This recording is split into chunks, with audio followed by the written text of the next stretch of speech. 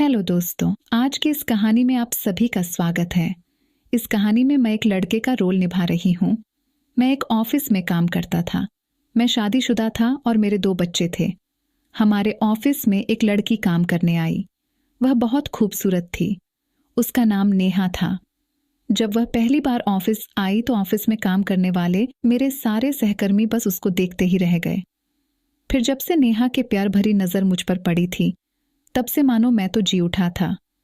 हमारे दफ्तर के सारे मर्दों में मैं ही तो सिर्फ शादीशुदा था।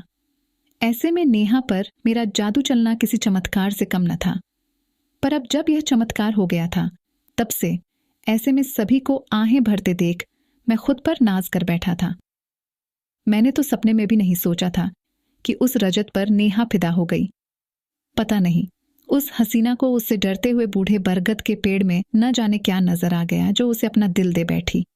लंच करते वक्त अनिल आहें भरता हुआ सबसे कह रहा था, हाँ भाई, अब यह बेचारा दिल ही तो है। अब यह किसी गद्दे पर आ जाए तो इसमें उस मासूम हसीना का क्या कसूर। अनिल के इस मजाक पर सभी खिलखिलाकर हंस पड़े।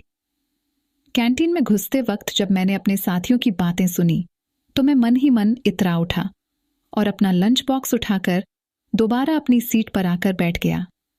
अपने दफ्तर के सारे आशिकों के जलते हुए दिलों से निकलती हुई आहें मेरे मन को ऐसा सुकून दे रही थी कि मैं खुशी से चलते फिरते कुछ खा ना पाया। तब मैंने चपरासी से चाय मंगाई और अपनी चाय पीकर फिर से अपने काम में जुट गया। वैसे तो इस समय मैं लैपटॉप पर काम कर रहा था, पर मेरा ध्यान तो नेहा के इर्द गिर्द ही घूम रहा था। सलीके का पहनावा, तीखे नैन नक्श, सुलझे हुए बाल और उस पर मदमस्त चाल। सच में नेहा एक ऐसा कंप्लीट पैकेज है जिसके लिए जितनी भी कीमत चुकाई जाए कम है। अब तो नेहा के सामने मुझे अपनी पत्नी सुनीता की शख्सियत बौनी सी लगने लगी थी। वैसे सुनीता में एक पत्नी के सारे गुण थे और मैं उसे प्यार भी करता था, पर नेहा से मिलने के बाद मुझे लगने लगा था कुछ तो ऐसा है नेहा में जो सुनीता में नहीं। शायद मुझे नेहा से इश्क वाला लव हुआ है, जो शायद उस वक्त ज्यादा है जो मैं अपनी पत्नी से सुनीता से करता था। इसलिए तो नेहा मेरे मन में बसती जा रही थी। इधर मेरा प्यार परवान चढ़ रहा था तो उधर नेहा का जादू मेरे सिर चढ़कर बोलने लगा था। एक महंगे होटल में डिनर, महंगे उपहार पाकर नेहा मुझ पर फिदा हो गई थी। जब भी मैं उसकी बड़ी बड़ी झिलसी आंखों में अपने प्रति उमड़ते प्यार को देखता, तब मेरा दिल जोर जोर से धड़कने लगता था। अब तो सिर्फ इसी बात की इच्छा होती थी कि न जाने ऐसा वक्त कब आएगा जब नेहा के प्यार भरे नजरें मुझ पर मेहरबान हो और वह प्यार भरी बारिश में मेरा मन भीग जाएगा। बस इसी कल्पना की चाह में मैं फिर से जी उठा था। ऐसा लगता था मानो मैं उस मंजिल को पा गया हूं जहां धरती और आसमान एक हो जाते हैं। पर सुनीता मेरे अंदर आए इस बदलाव से कैसे अछूती रह पाती। अब उसकी सांवलियां नजरें मुझ पर उठने लगी थीं। पर मैं चुप था क्योंकि मुझे एक सही मौके की तलाश थी। रात को सोते वक्त जब कभी सुनीता मेरे नजदीक आने की कोशिश करती, तब मैं जानबूझकर उसकी अनदेखी कर देता था। मैं तो मुंह फेर कर सो जाता था और वह आंसू बहाती रहती। मुझे उसका रोना अखड़ता था, पर मैं क्या करता। मैं अपने दिल के हाथों मजबूर था। बीतते समय के साथ मेरी नेहा को पाने की चाह बढ़ने लगी थी, क्योंकि नेहा की बड़ी बड़ी आंखों में मेरे प्रति प्यार का सागर तेजी से हिलोरे लेने लगा था।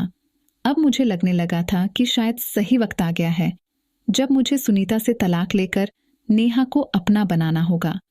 तभी मेरी इस उमस भरी जिंदगी में खुशियों के फूल खिल पाएंगे। अभी मैं सही मौके की तलाश में था कि अचानक मेरी किस्मत मुझ पर कुछ ज्यादा ही मेहरबान हो गई। सुनीता के चाचा के अचानक बीमार होने के चलते वह 1 हफ्ते के लिए आगरा के आ गई। मुझे तो मानो दबा हुआ चिराग मिल गया। सुनीता मुझे बोली, सुनो, मैं आगरा जा रही हूं। सुनीता अपना सामान पैक करते हुए फोन पर मुझसे कह रही थी, तुम जल्दी से निकलो, मेरी चिंता मत करो, वरना तुम्हारी शाम वाली बस छूट जाएगी। मैं खुशी के मारे हड़बड़ाकर मैंने शीला को बोल दिया है कि वह सुबह शाम आपका मनपसंद खाना बना दिया करेगी।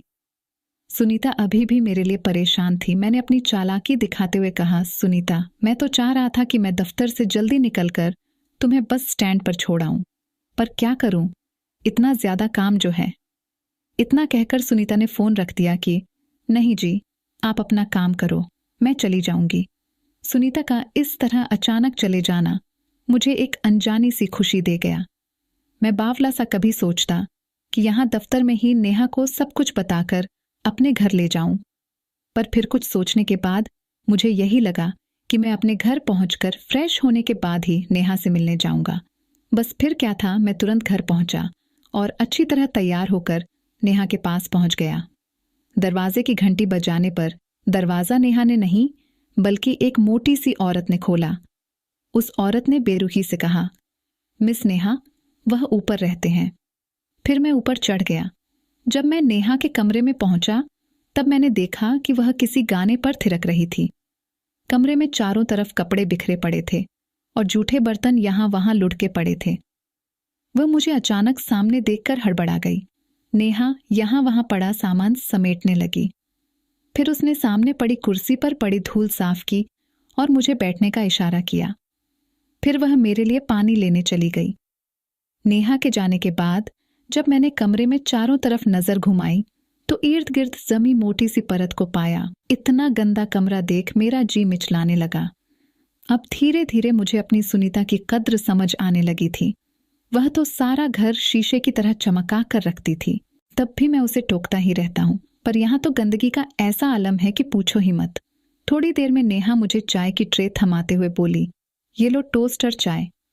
डिनर में चाय देकर मेरे सिर पर चढ़ा इश्क का भूत रहा सहा बिखर गया। फिर नेहा अपना पसीना पोंछते हुए बोली, वह क्या है ना, मुझे तो बस यही बनाना आता है क्योंकि सारा खाना तो काम वाली ही बनाती है। तो मैं समझ गया कि अब तक मैं जो कुछ भी नेहा के लिए महसूस कर रहा था वह सिर्फ एक छलावा था। मेरा उखड़ा मूड देखकर तुरंत नेहा ने अपना अगला पासा फेंका। वह तुरंत मेरे पास आई और मेरे साथ मस्त वाला क्रिकेट खेलने की तैयारी करने लगी। सच बताऊं तो मैं घर से तो उसके साथ मस्त वाला क्रिकेट खेलने के लिए ही आया था, लेकिन वहां हालात देखकर और उसकी चाल देखकर मेरा सर इश्क का भूत उतर गया। लेकिन नेहा के साथ क्रिकेट खेलने की इच्छा ने मुझे अंधा कर दिया था। मैं फिर भी उसके साथ मस्त वाला क्रिकेट का खेल खेलना चाहता था। उसके बाद तो आप समझ ही सकते हैं, हमारे बीच क्रिकेट का मस्त वाला मैच हुआ। काफी देर बाद जब हम थक गए तो आराम करने लगे। फिर मुझसे बोले, तुम अपनी पत्नी को तलाक दे दो और मेरे नाम अपना फ्लैट कर दो, फिर देखो कि मैं कैसे तुम्हें जन्नत का मजा दिलाती हूं। उसके मुंह से ऐसी बातें सुनकर मेरा तो सर ही घूम गया। फिर मैंने उसे कहा कि प्यार बिना शर्त के होता है नेहा।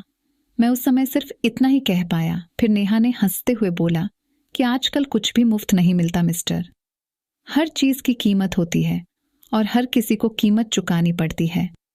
नेहा के प्यार का यह घिनौना रूप देख मैं टूट सा गया और उसे धक्का देकर बाहर आ गया।